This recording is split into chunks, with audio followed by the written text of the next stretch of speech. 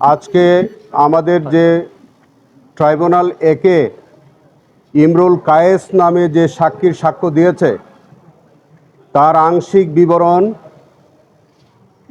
যিনি ইতিমধ্যে আমাদেরকে এতক্ষণ পর্যন্ত সাক্ষীর সাক্ষ্য দিয়েছেন তার কিছু বিবরণ আপনাদের সামনে আমি উপস্থাপন করছি। আপনি বাংলাদেশের ইতিহাসে আজকে যে সাক্ষীর সাক্ষ্য দিয়েছে এইরকম একটি বর্ণনা এবং যে আসামির বিরুদ্ধে সাক্ষী দিয়েছে জিয়াউল আহসান, এরকম একজন নিষ্ঠুর খুনি, এইরকম একজন নিষ্ঠুর এবং খুনি বাংলাদেশের ইতিহাসে আর দ্বিতীয়টি নেই। আজকে যে ইমরুল কায়েস, তিনি আর্ম করে সেনাবাহিনীতে ভর্তি হয়েছিলেন। তার চাকরির বিভিন্ন পর্যায়ে তিনি বিভিন্ন জায়গায় চাকরি করেছেন। একটি পর্যায়ে তিনি এই জিয়াউল আহসানের রানার হিসাবে যোগদান করেন এবং জিয়াউল আহসানের বিভিন্ন কুকীর্তির তিনি সাক্ষী হন। তিনি আজকে ট্রাইব্যুনাল একে তার যে জবানবন্দি তিনি শুরু করেছেন, এখনও জবানবন্দি তিনি আংশিক দিয়েছেন। বিকালবেলা আবার 3টার সময় তার অবশিষ্ট জবানবন্দি হবে। এই আংশিক জবানবন্দির মধ্যে জিয়াউল আহসান প্রায় 60টি ঘটনার ভিন্ন ভিন্ন সময়ে 60টি ঘটনার বর্ণনা দিয়েছেন। এই 60টি ঘটনায় তিনি প্রায় 30 জনকে নির্মমভাবে খুন করার বর্ণনা দিয়েছেন। তিনি বর্ণনা দিয়েছেন যে একসঙ্গে 11 জনকে হত্যা করা হয়েছে, একসঙ্গে 7 থেকে 8 জনকে হত্যা করা হয়েছে, কখনো একজন একজন করে হত্যা করা হয়েছে, কখনো সিমেন্টের বস্তাভর্তি সিমেন্টে বেঁধে গুলি করে নদীতে ফেলে দেওয়ার ঘটনা তিনি বর্ণনা করেছেন। আজকে সবচেয়ে নির্মম এবং যেটি সবচেয়ে আলোচিত যে ঘটনা, সেটি হচ্ছে আমাদের বাংলাদেশ জাতীয়তাবাদী দলের একজন কেন্দ্রীয় নেতা, যিনি অত্যন্ত আলোচিত রাজনৈতিক ব্যক্তিত্ব, সিলেটের কৃতি সন্তান জনাব ইলিয়াস আলীর অপহরণের ঘটনা আপনারা জানেন। আজকের এই সাক্ষী থেকে আমাদের ইলিয়াস আলীকে অপহরণ এবং তাকে যে অন্তর্ধান করবার যে বর্ণনা, সেটাও এই সাক্ষীর মুখ থেকে আংশিক বেরিয়ে এসছে। তিনি পরিষ্কার করে বলেছেন যে তিনি 23 তারিখ পর্যন্ত, মানে এপ্রিল মাসের 2012 সালের 23শে ফেব্রুয়ারি পর্যন্ত তিনি ছুটিতে ছিলেন।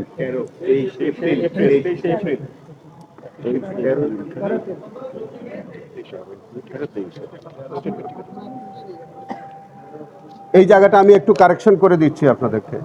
সেটা হচ্ছে যে তিনি বলেছেন যে একবার জিয়াউল আহসানের নেতৃত্বে তিনি মহাখালী ব্রিজের কাছে যান। সেখানে তিনি কথোপকথন করেন তারেক সিদ্দিকীর সাথে। তারেক সিদ্দিকীর সাথে কথোপকথনের এক পর্যায়ে তিনি বলেছিলেন যে আপনাদের কথা মতো ইলিয়াস আলীকে গল্ফ করেছি, আপনাদের কথা মতো গল্ফ করেছি, এখন এর বেশি আমি আর কি করব? আপনারা যদি এরকম করে আমাকে চাপ দেন তাহলে আমাকে বরঞ্চ পোস্টিং দিয়ে জঙ্গলে পাঠিয়ে দেন। তারপরে আজকে সাক্ষী বলেছে তিনি এই ঘটনার পরে তিনি ছুটিতে যান। ছুটি থেকে আসার পরে তিনি যখন র্যাব হেডকোয়ার্টারে জয়েন করেন তখন দেখলেন যে র্যাব হেডকোয়ার্টারের অবস্থা থমথমে। তার সহকর্মীদের কাছ থেকে তিনি জানলেন যে এই সময়ের মধ্যে, এই যে তিনি যে সময়টা ছুটিতে ছিলেন, এই সময়ের মধ্যে র্যাবের যে ইন এবং আউট যে রেজিস্টার এবং অস্ত্রাগারের যে রেজিস্টার এবং ভিডিও ফুটেজ, র্যাব হেডকোয়ার্টারের যে ভিডিও ফুটেজ, এই সব কিছু জিয়াউল আহসান ধ্বংস করে দিয়েছে, নষ্ট করে ফেলেছে। অর্থ হচ্ছে যে এই সময়ের মধ্যে ইলিয়াস আলীকে অপহরণ করা হয়েছে, সম্ভবত ইলিয়াস আলীকে র্যাব হেডকোয়ার্টারে আনা হয়েছে। এই সাক্ষীটা যাতে না থাকে, এই এভিডেন্সটাকে নষ্ট করবার জন্যে ইনস অ্যান্ড আউট রেজিস্টার এবং সকল ফুটেজ জিয়াউল হাসান গায়েব করে দিয়েছে, নষ্ট করে দিয়েছে। এইটি আজকে এভিডেন্সে এসছে এবং আজকের এই সাক্ষীর মধ্য থেকে পরিষ্কার আমরা পেয়েছি যে ইলিয়াস আলী জিয়াউল হাসান কর্তৃক অপহরণের শিকার হয়েছিলেন এবং জিয়াউল হাসান এবং তারেক সিদ্দিকী সহ অন্যান্য দুষ্কৃতিকারীদের দ্বারা তিনি গুমের শিকার হয়েছেন এবং তার ভাগ্যে কি ঘটেছে আমরা হয়তো পরবর্তীতে জানতে পারব। এই সাক্ষী আরও যেটা বলেছে যে তিনি অনেকগুলো ঘটনার সাক্ষী, সেই একটা ঘটনার কথা তিনি বলেছেন যে একজন আসামিকে একবার এই জিয়াউল হাসান মাইক্রোবাস করে নিয়ে গিয়ে রেল লাইনের উপরে শোয়াই দিয়ে দেয়, কিছুক্ষণ পরে একটা রেলগাড়ি যায় এবং সেখান থেকে তার ভাগ্য যা ঘটার সেটা ঘটেছে। এইভাবে তিনি প্রায় 30 জন ভিকটিমের নিহত এবং শহীদ হওয়ার ঘটনা বলেছেন এবং প্রত্যেকটি ঘটনা অত্যন্ত সিস্টেমেটিক ওয়েতে, অত্যন্ত টার্গেটেড ওয়েতে এই হত্যাকাণ্ডটি সংঘটিত হয়েছে এবং প্রত্যেকটির মধ্যে জিয়াউল হাসানের নেতৃত্ব ছিল। আপনারা আমাদের বলতে দ্বিধা নাই, এই জিয়াউল হাসান আজকে কোর্টে উনি উপস্থিত থেকে এই সমস্ত সাক্ষ্যটা শুনেছেন, আর যতক্ষণ তিনি শুনেছেন ততক্ষণ পর্যন্ত তিনি হাসছিলেন, দাঁত খিলিয়ে খিলিয়ে তিনি হাসছিলেন। অত্যন্ত দুঃখজনক, তিনি যে কতটা কুখ্যাত এবং তিনি যে কিভাবে মানুষ খুন করতে পারেন তার আজকে বডি ল্যাঙ্গুয়েজ থেকে সেটার প্রমাণিত হয়েছে। এবং আপনারা আজকে 3টার সময় আবার অবশিষ্ট সাক্ষী হবে। আমরা আশা করি যে এই সাক্ষীর মুখ থেকে আরও কতজন ভিকটিম এইভাবে নির্মম হত্যাকাণ্ডের শিকার হয়েছে হয়তো এই সাক্ষীর মুখ থেকে বেরিয়ে আসবে।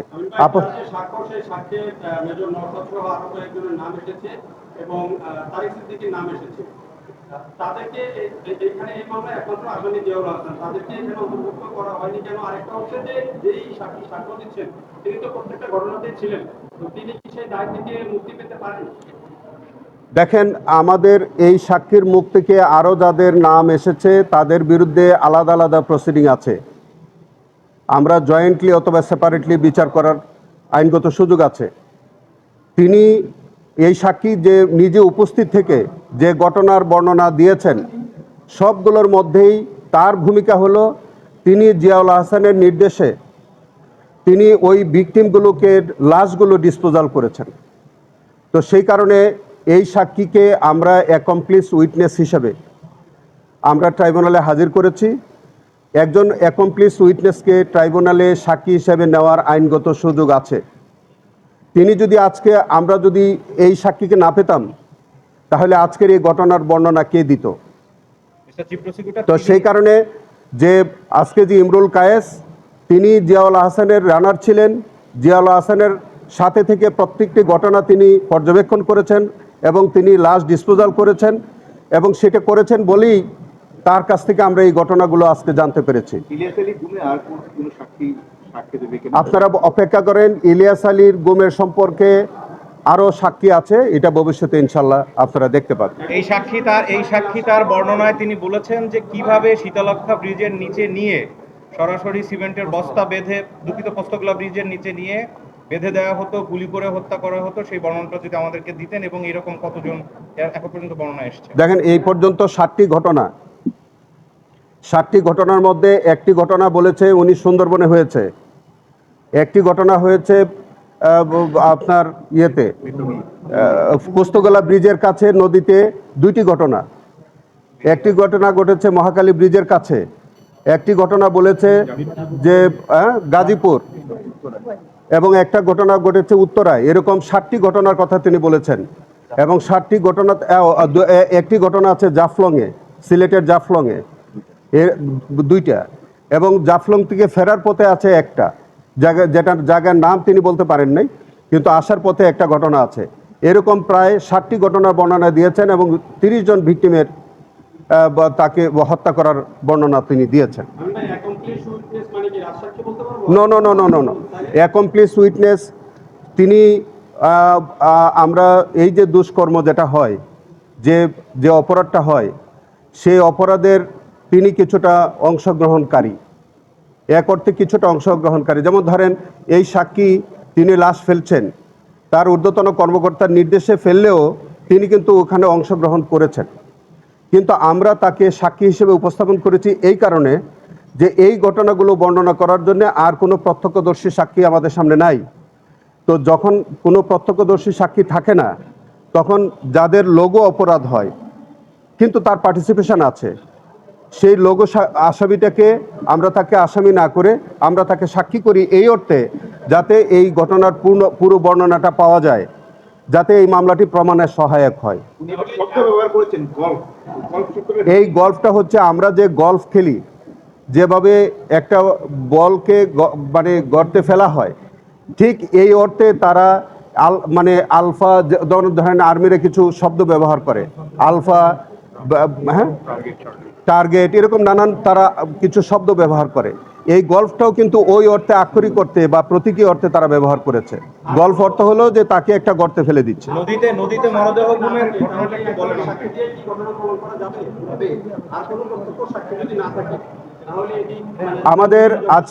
আমাদের আরো কিছু ঘটনার সাক্ষী আছে, ভবিষ্যতে হয়তো আসবে, কিন্তু আজকে যে সাক্ষী সাক্ষ্য দিচ্ছে বা যেটুকুন দিয়েছে, এই ঘটনার প্রেক্ষিতে জিয়াউল হাসানের বিরুদ্ধে মামলা প্রমাণের জন্য যথেষ্ট সহায়ক এবং আর কোনো সাক্ষী ছাড়াও কিন্তু জিয়াউল হাসানের বিরুদ্ধে অপরাধ প্রমাণিত হয়েছে বলে আমরা মনে করি।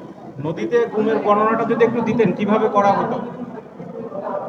দেখেন, নদীতে যেভাবে ফেলা হতো বলে সাক্ষী বলেছে, সেখানে বলছে যে আস্ত সিমেন্টের বস্তা নিয়ে যাওয়া হতো, আসামিদেরকে নিয়ে যাওয়া হতো, একটা বস্তার সাথে একজন আসামিকে শোয়ানো হতো, সেই বস্তার উপরে সেটার উপরে আবার একটি বস্তা রাখা হতো, সেই বস্তাটার উপরে আবার আরেকজন আসামিকে রাখা হতো, সবগুলাকে একটা রশি দিয়ে বাঁধা হতো, প্রত্যেককে মাথার মধ্যে পিস্তল ঠেকিয়ে গুলি করা হতো। একটি বর্ণনা এসছে যে উনি যখন একজন আসামিকে গুলি করেন মাথায় ঠেকিয়ে, এই ভিকটিমের মাথায় অনেক চুল ছিল এবং সেটা যেহেতু কন্ট্যাক্ট শট ছিল, মানে মাথা পিস্তল ঠেকিয়ে যেহেতু গুলি করেছে, আপনারা জানেন যে কন্ট্যাক্ট শট হইলে সেই জায়গাটা ঝলসে যায়, সেই জায়গাটা পুড়ে যায়। কন্ট্যাক্ট শট হওয়ার কারণে সম্ভবত আগুন ধরে গিয়েছে এবং সেটাও বলছে যে তার লম্বা চুল হওয়ার কারণে, কন্ট্যাক্ট শট হওয়ার কারণে সেখানে আগুন ধরে, ওই চুলে আগুন ধরে গিয়েছিল এবং আশেপাশে যেসব লোকজন আছে তারা তখন এটা দেখে হাসাহাসিও করেছে। এবং আজকে আসামি এই সমস্ত সাক্ষীর সময় তিনি নিজেও খুব উৎফুল্ল ছিলেন, তার কাছে কোনো অনুতপ্ত মনে হয়নি। তিনি বেশ উপভোগ করছিলেন যে তার এই কুকর্মের যখন বর্ণনা সাক্ষী দিচ্ছিলেন, তারই রানার তিনি যখন এই সাক্ষীর সাক্ষ্য দিচ্ছিলেন, তখন কাঠগড়া থেকে আসামি জিয়াউল হাসান বেশ উৎফুল্ল ভরে তিনি এগুলো উপভোগ করছিলেন, হাসছিলেন, কখনো কখনো দাঁড়াচ্ছিলেন। এই যে মানে তার যে উদ্ধত্তপূর্ণ যে আচরণ, তাতে মনে হয় যে তিনি কত নৃশংসভাবে এই মানুষগুলোকে তিনি খুন করতেন। এবং সাক্ষী এইটাও বলেছে যে বিভিন্ন ডাকাতির অপারেশনের নামে সাজানো নাটক দিয়ে মানুষগুলোকে তিনি খুন করেছেন।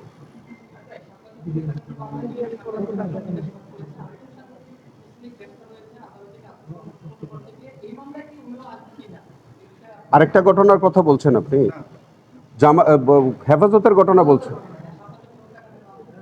হেফাজতের ঘটনাটা ও সেটা আলাদা বলি, এটা আমি দেখি, এটা আলাদা বলি। Thank you. Operation Rebel Hunt সম্পর্কে বলেছে যে বিডিআর হত্যাকাণ্ডের পর তিনি বিভিন্ন বিডিআর সদস্যদেরকে ধরে আনতেন এবং ধরে এনে তাকে বিভিন্ন বিশেষ প্রক্রিয়ায়, দুইটা পদ্ধতিতে তিনি হত্যা করেছেন বলে বলছেন।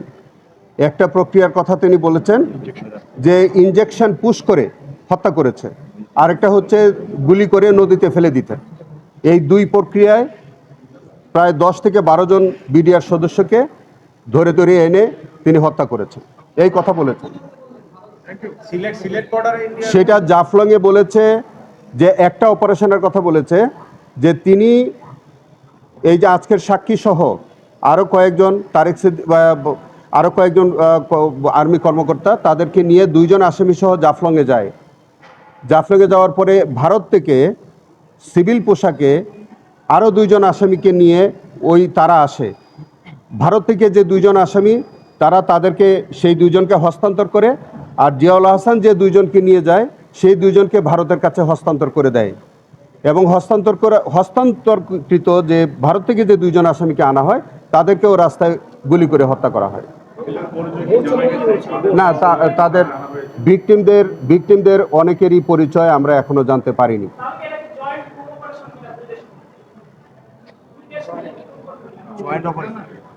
এইটা জয়েন্ট অপারেশন না, এইটা হতে পারে যে ভারতের যারাই আছে, পারপেট্রেটর যারা আছে, জিয়াউল হাসানের অনুসারী কোনো ব্যক্তিবর্গ ওখানে থাকতে পারে।